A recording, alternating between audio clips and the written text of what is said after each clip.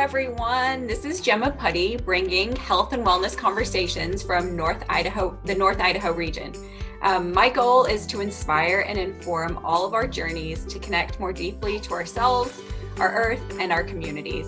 I'm so excited to start my podcast adventures, my video adventures off today with Brittney Prendergast. She is the founder of Holistic Wellness Coaching Academy, which I participated in.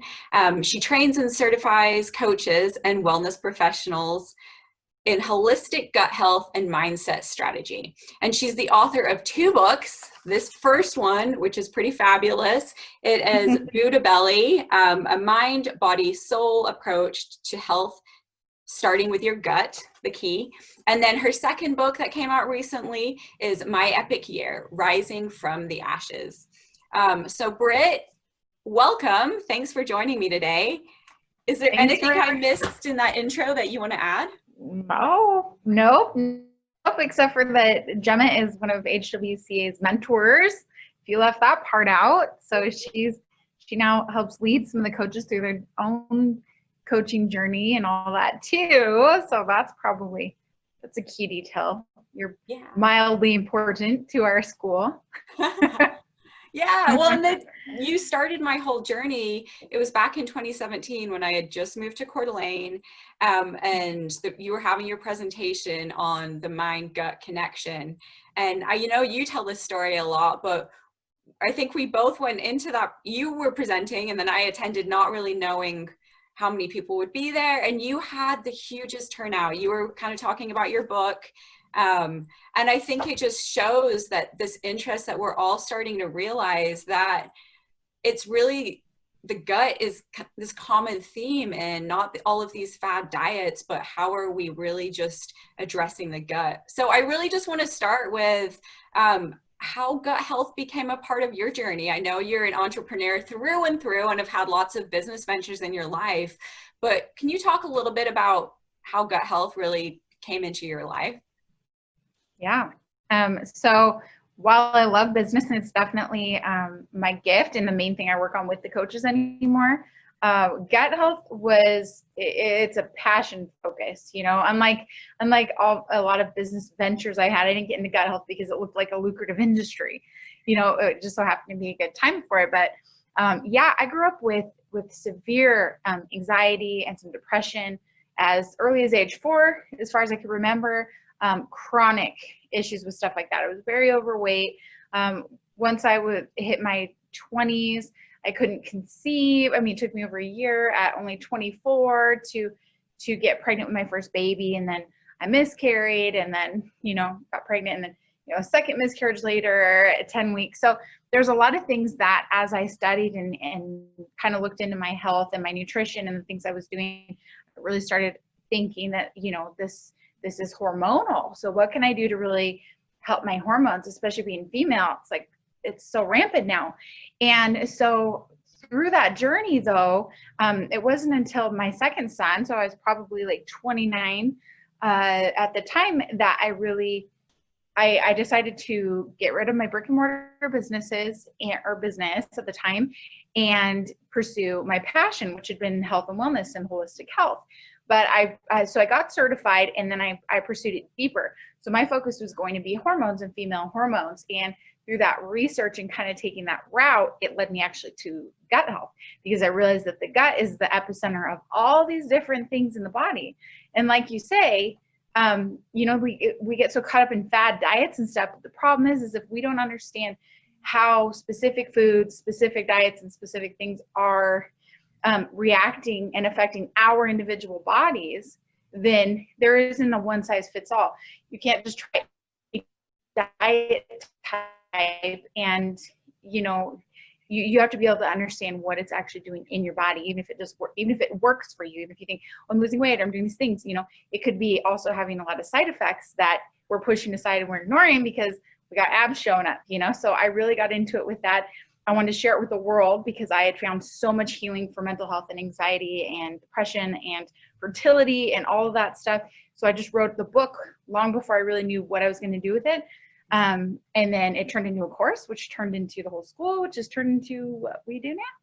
Yeah, it's amazing how you kind of get on those paths and they just unravel like it's meant to be. And I'm sure, I mean, we talk even physically, but will you talk a little bit about that mind gut connection and just really, I mean, our gut is the center of our immunity is what they're figuring out, right? They have figured out. And then that through that vagus nerve, then connecting to our brain and being the second brain. Will you discuss that concept a little bit for us, Britt?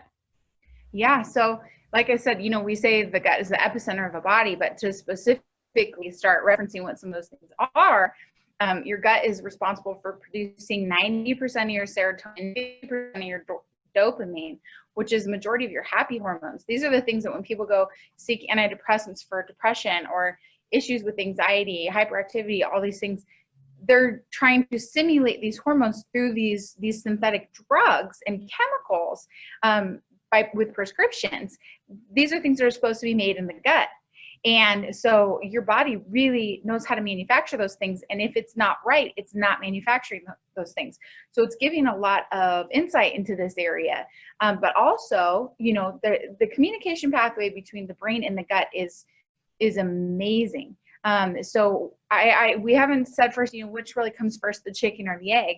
Our thoughts and our stress and our brain chemistry can send signals to our gut. It can withhold blood and functionality to the gut, starving the bacteria in the gut and really causing a lot of issues. That's why if you're really nervous or excited or something, you'll be like, oh my gosh, I have a nervous tummy or something, because it's such a pathway.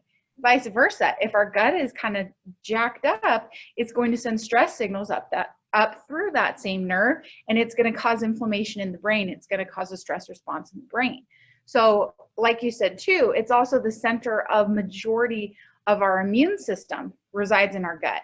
So the same thing, all these things that we need good mental health, we need good mood, we need energy, and then we need obviously an immune system, especially anymore. The gut is responsible for cultivating so many of these things, and yet it's such an misunderstood. It's just now, people are just now starting to hear gut health, and product companies are running to that every day. Not that that's bad, but there's so much more to our gut health, which is our entire body's well-being, than just simple products. Or it's not simple. It's actually very complex. And that's it. I think there's so many things now we see that there's a lot of buzzwords, like with anything new that comes out, right? It's like probiotics and microbiome, and they throw it onto their packaging, but really probiotics can be great and can hold a place for creating that good bacteria. But at the same time, it really is coming down to like how we're treating our bodies, what we're putting on our skins, what we're putting specifically, of course, the real food or not real food that we're putting into our guts, right? Because you just touched on it right there, between mental health, fertility, hormones, and gut issues in general.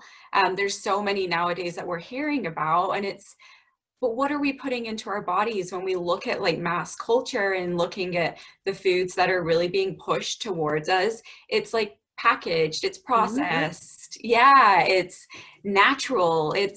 What does that mean? I've kind of started to rephrase things as nature intended. Nature didn't intend for us to pull these pieces apart and then take the flavor and add it to something else, right? Because of course that is all playing in to our health in general, and specifically that gut health. So if people are listening right now and they're questioning, oh, well, how do I know if my gut health is like out of whack, or what would you say are some symptoms that they should really, like those kind of key things that they should consider?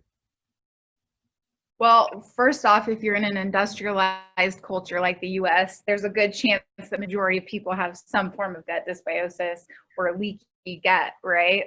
Some form of issue with their gut that needs some help, because we are around so many chemicals and, like you said, artificial food, antibiotics, et cetera, et cetera.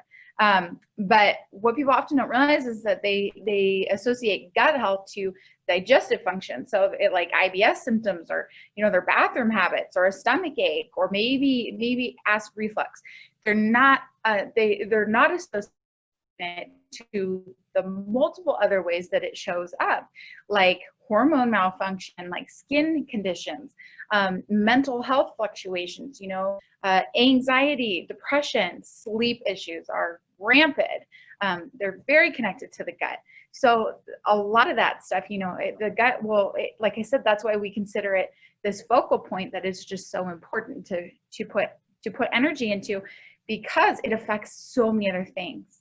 And while people think, oh, I have maybe this issue or that issue or that issue, and they're overwhelmed thinking they have 100 issues, what's interesting is if we were to focus on this one area of the body in an intelligent, multifaceted, holistic way, then we can really tackle the entirety of these symptoms. It doesn't feel like 40 different ailments, conditions, and situations. It's one thing where all these symptoms can start to alleviate.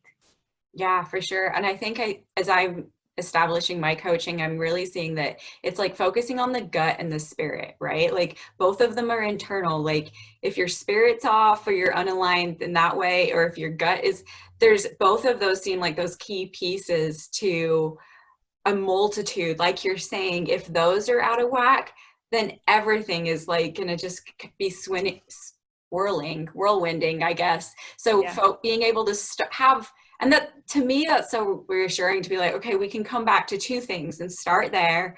And then everything else will kind of take shape and clean itself up if you focus specifically on that gut health and on your spirit. So in your journey specifically, as you were trying to clean up your gut, and how did you even start? I mean, when people are saying, what do I even do? Where do I just go to Pilgrims or your local health store and just buy probiotics and a bunch of veg? Like, what would you say to them in that space?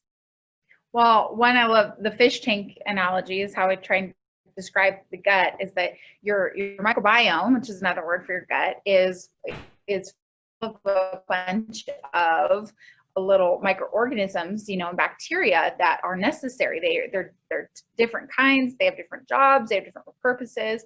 And if they get imbalanced, then we have issues.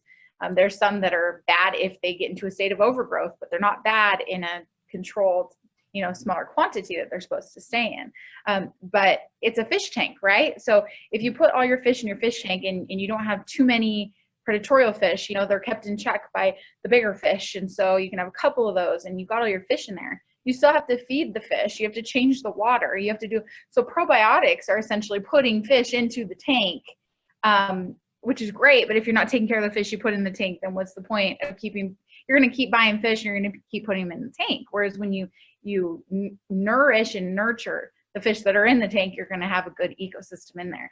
So that's how the body is. So to start, like I said, a lot of us use supplement with probiotics because we just do not have a lot of these organisms in our environment, in our soil, like we used to. We've done a lot of things to degrade our own microbiome and kill a lot of our own bacteria in our lifetimes and in our, our modern society. And so probiotics are still, they can be a really great place to start. They're not for everyone. That's why it's good to work with a coach or someone that knows where to start someone. But when I was starting, really going through more of starting with real whole food. That's a big thing. We get really confused sometimes as what's healthy. This is gluten-free, if it says this, and it's still packaged processed garbage that really, your body doesn't recognize, and it's not providing a lot of nutrition, then it's still processed food. So getting to really whole foods first is one of the biggest steps. And then we can go through a removal protocol. And the best thing to do is to work with a coach or somebody that knows what they're doing to kind of help you assess that process. So yeah, so I removed a lot of foods, and then I went through a reintroduction phase, and I did it for a prolonged period of time. And when I reintroduced certain things, I saw my body react unkindly to certain foods that were seemingly very healthy, foods that back when I was a vegetarian, I relied on. Such as what? What wasn't working? Well, like for me, there was things like beans and legumes my body hated. There's a few that I can do if they're prepared right, but really it really doesn't like them. And back when I was vegetarian, I relied very heavily on that. Corn, same thing, not a big fan. Peanuts, which is actually a legume. Right. too. It's not a nut. So some of those things I was like, whoa, like I was surprised how much my body reacted to corn, and it makes sense now. I mean, we could go on a tangent all day long about what is sprayed on corn crops and things like that.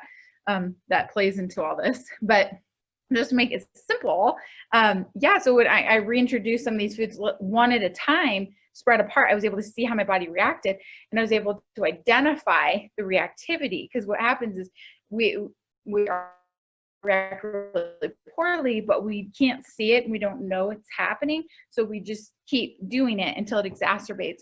And now we're seeing people go in, have full-blown severe food allergies left and right now that they were not born with, like full-blown anaphylactic shock level food allergies that they didn't have a lot of their upbringing, and it's turning into that. And what we can put together is kind of because the body just keeps being, it keeps being put in this state of toxicity to things it's intolerant of until it just gives up. Right. And it's just so inflamed, right? And then of course everything's just, your body's just on high alert and chronically inflamed. Yeah. Yep. And it's in a state of stress in that way. Yeah. So you can't, the rest and digest phase, the phase where your body is restoring, where it's replenishing, because it wants to do that for you. But that can't happen when it's dealing with so many things at one time. It's going to have a really hard time doing that job. And the body's strong. If people realize like how much garbage we put our bodies through, they, like what the body's meant to do versus how we live, they would actually have a lot more appreciation for how much their body has fought just to get them where they are right now, to keep them from the severity that could be them today, and to give us a second chance. For sure. Yeah, no, I think it's such a good point. I think because when people get to a state of just having so many health issues, you get a little overwhelmed, but going to a coach, and then it is kind of whittling back, like, okay, let's get down to the core, the basics, and then start to really listen to your body. That's another thing that our culture's never trained us to do. We haven't trained to like sit and like listen to your gut. Like, what is it? You just ate some dairy, like, and that gurgling noise, that gas, that's not normal, right? Your body's obviously not processing it very well. So, and each person to their own. Like, I've been seeing a naturopath for so long, and she's like, I used to have kombucha and tofu and like all of this stuff, and some of the fermented food is good to a point, but some people can't handle it as much as others. And so there is no one fix all. I think it's really like working with someone that kind of knows the process and can hold you accountable to making sure you're not sneaking the cookie that's going to throw everything out of whack, but can also just really coach you through like becoming in a line and listening to yourself, rather than going to a doctor and getting the pill or giving your power over to the doctors, right? Like, it's just such a beautiful process that we can do, is to come back to yourselves and be like, this is my gut. Like, how do I nurture myself for better health? So, well, and I agree with you, Jem. And what, we're getting to a place in like a day and age where people are starting to realize that even if they don't want to, I mean, we're very accustomed to going to someone else to tell us what is wrong with our own body, right? But ask all the people who are walking away suffering with no answers. We have no choice but to be a part of our own healing journey and a part of our own answer finding. And with the kind of time that even conventional medicine doctors can put into people, it's a very short window of time. There's no possible way that they can adequately assess the entirety of your body, even if they want to, in a 15-minute or less conversation. This is something that, we need to all have personal responsibility for. Even if you're not on the health nut train and ready to start juicing, you know what I mean? You still have to start learning to listen to your body so that you can communicate effectively with your practitioners, so you can seek second opinions, so that you can put things together, because nobody knows you like you. So yeah, we need to stop giving over our power over our bodies and our ability to listen to our bodies and know what's up with our bodies. It goes for us and our kids, it's our responsibility to do that. And that's how we make good decisions for ourselves and for our children, Yeah. Well, and that kind of almost segues perfectly into, I mean, the times that we're in right now, like there is a lot of angst in the world, and rightly so. This pandemic, COVID-19, people don't, of course it came out of nowhere, and then people, all of the shelves of the junk food that lasts a long time are gone. But really, when we're in a pandemic, right, or for me, I really found a lot of comfort in being like, I can focus on my family's health, immunity boosting, and that comes from, for us, eating real food specifically and taking care of our gut health. So what are your kind of thoughts on that, and as you've seen, you know, the last couple of months unfold? Mhm. Yeah. So as far as my, my PC response to that question, uh, you know, what is unfortunate and empowering. What's unfortunate is that I think it's really shed light on how individuals have lost faith in their own bodies, and how we don't believe that our body is strong. We don't believe it has power. We don't believe it can fight for us. We don't believe we have an immune system that can kick butt. We don't believe in those things. And unfortunately, when people got scared, and what's being taught to everyone is just run and hide and run and hide. Cover up with a mask, hide inside your house, don't go anywhere, make sure you have food.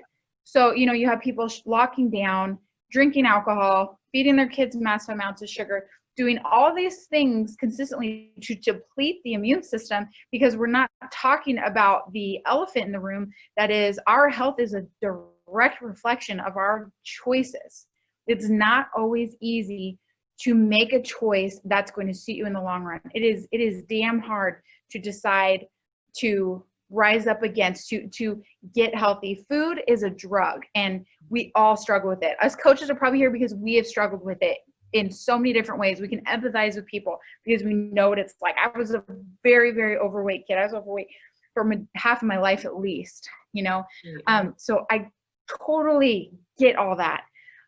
But there comes a point of responsibility where if we don't take responsibility, then it's just like going into a doctor or something and saying, hey, save me. Hey, tell me what's wrong with me. No, we need to listen to our own bodies. We need to strengthen our own bodies, and we need to do that regardless of how anyone feels, the hows or the whys or anything about the pandemic.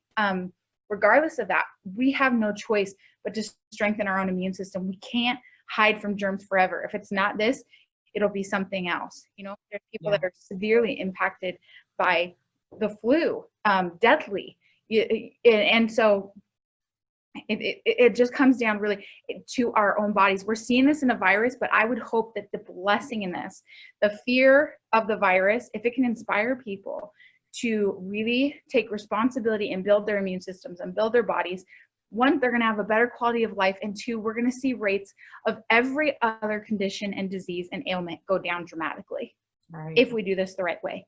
Yeah. If we don't, if we just wait for someone else, whether or not you're for or against vaccines, if we just wait for someone to give us a vaccine and continue on the lifestyle that we've had to deplete our immunity, then we're just waiting for something else, whether it's a pandemic or whether it's, a personal disease or something that we're going to suffer with.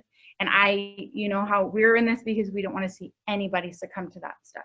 No, exactly. And I think that's, even right now, does this timing make the most sense for me to kind of dive into this? But I'm like, I can't, like you said, we've been through struggles ourselves and we've come out through them. For me, I think it was between gut health and mindset, and just being like, if I'm not going to be my own best friend and like advocate for myself, who is? That's not fair to put on anyone else. And I did that for a lot of years, go to doctors and expect them to have the magic bullet for me. And I think this is the time where for some people things have slowed down a little bit, or even with all the craziness, to like find those calm moments to question, like, what isn't feeling right? How powerful would it feel to know that you were putting food in your body that was really strengthening yourself in a way that was like, okay, immune system, whatever's coming our way, like we're doing the best that we can do. So I think you're totally right. And just, this is a time for all of us to just look and and be empowered. Like, this is an opportunity. It is a challenge, but it's an opportunity to become our best selves, which can mean so many things, from like even just great skin to being more flexible to more clear mind, whatever that is. So having a coach to really help you chip away at what isn't working and where there can be just lighter sensations for you in your life to just live a more vibrant version of yourself, right? Which of course is my thing, vibrant living. So yeah, I love it. Gosh, gut health, we could just talk about all day. I think that's what I said on the beginning of this. I'm like, I know. So Britt, you're pregnant right now, right? When are you due again? In a month. In a month. Yes. So our next one will have to be all about this, and with kids and giving birth and how giving birth during a pandemic. Oh gosh, yes. The plan is home birth. The other two have been at home, so this is a plan for her too. So God willing, we will do that again. Yes, you're ready. Of course, you're totally ready. So I just want to wrap up with some kind of random questions, just because they're fun. So, what's your favorite snack? That is so subjective. And I know when you like prompted that before too, and I was like, what the heck am I going to say to her? Like, for real? Or, you know, berries, I think, are probably my number one. Like, I can't, and like, you know, like, okay, tidbit, you know, berries, if they're not organic, are just loaded with pesticides. They're something you should absolutely buy organic. And they're already so dang expensive that I seriously, during this pregnancy, I could go broke. Like, if I should have a berry farm. Like, that's just got to be in the works for the future. I hear you. Yes. And are you reading a book right now? I know you're also trying to like juggle 5 children. So what are you reading? The 5 a.m. Club by Robin Sharma, I think, if I say that right. It's really good. And I've adapted this 5 to 8 ritual routine now, and in that time frame there's a spot for personal development where I fit in reading. So of all the months that have gone by lately, I used to read all the time. I mean, long before coaching, long before anything. I'm a personal development freak. So health and wellness, you know, just mindset, all that kind of stuff, nonfiction all the way. And I'd always read. Well, then it was like, we got to this place where life got so crazy. We got locked down with 5 kids. We're just in survival mode of work and parent. And I'm like, I never have time to read anymore. This is ridiculous. And so by adopting, what's ironic is by adopting the routine that's somewhat like what I'm reading in this book I'm reading, I'm actually finishing books. Like, I've got a list, like, okay, and then next I do this, next. And it's like 20 to 30 minutes of reading in the morning, but I'm up at 5 doing this stuff. And I feel so accomplished doing it. Like, it's like my growth pieces get put in there. I have some productivity with work and stuff. It starts out with like meditation and motivation, and it's just completely changed, you know, everything. So it's a really cool book. And he wrote it, I was adopting this stuff like when I just started this book, and I didn't really know what was in it yet. Right. But he wrote it in like a storytelling, almost fictional way, but to like teach principles. So it was a really different way compared to most personal development. So it's kind of different for me, but it's been really enjoyable, and it's cool. And life-changing by the sounds of it. Perfect. Yeah. It's amazing what those 3 hours do for your life. Like, amazing. Especially for people if they're like, they have kids or they have a 9-to-5 job and they're trying to build a dream on the side or do something else like that. Those are your power hours. Like, you can go on with the rest of your day and be like, I've gotten a step further every single day, Monday through Friday or whatever, in this direction of what I want. Like, that's a big deal. Yeah, no, for sure. Oh, fabulous. Yeah. Well, how do we find you, Britt? Where do people find you online? So the best place, I mean, you can find me on Facebook. It's going to be under Brittney Oliver, but you can find me on Instagram at Buddha Belly Coach is my handle. For the school, it's Gut Health School. You can find more about the school at guthealthschool.com. And you can go find out more about my personal site, which is just more about, you know, gut health and mindset and stuff at buddhabellycoach.com. Yeah, awesome. And I will just link all that to our notes as well after this. So thanks so much again for being a part of this. You're the greatest. I wouldn't miss it. Yeah. All right. Well, take care. We'll see you. All right.